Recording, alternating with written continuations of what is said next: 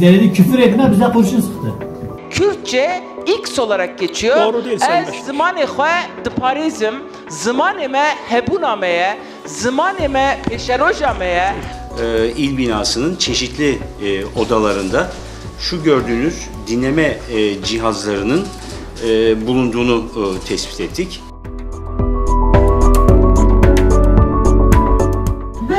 Bırak kuji nav geline da şeylere.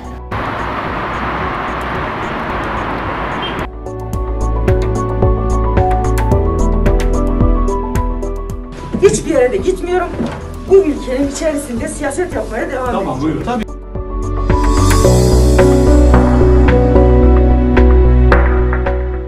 Türkiye Erdoğan'dan büyük bir ülkedir. Bu karar sadece Erdoğan'ı bağlamayabilir ama Türkiye'yi bağlayacak olan bir karardır.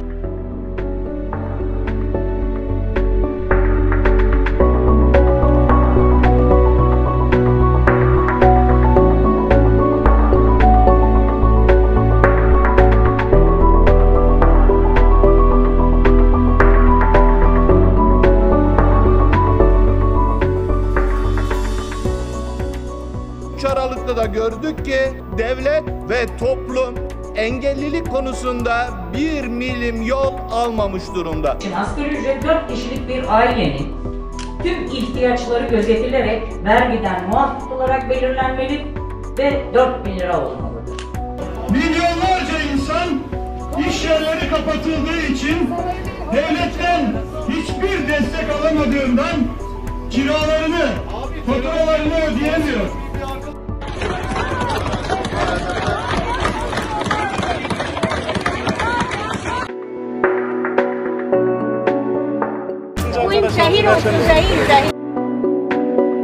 İktidara geldiğinizde vesayetle mücadele edeceğiz demiştiniz.